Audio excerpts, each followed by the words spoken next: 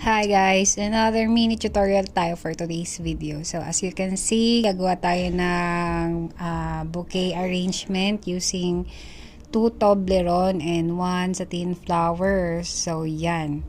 Actually, yung satin flower ko is ball pen po yung nakakonect dyan. So, yan.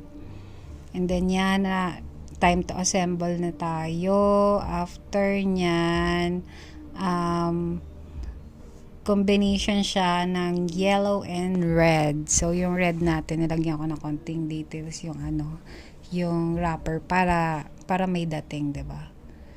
So, itong booking na to is very urgent, as in pagka-assemble ko, pick up agad, ganon siya ka-urgent. So, yan, malapit na tayo matapos. Ganyan po yung way ko ng pag-arrange ng bouquet. Hindi siya ganun kalaki. Siguro mga ano lang yan, 14 inches to 15 inches na bouquet. So, I hope na may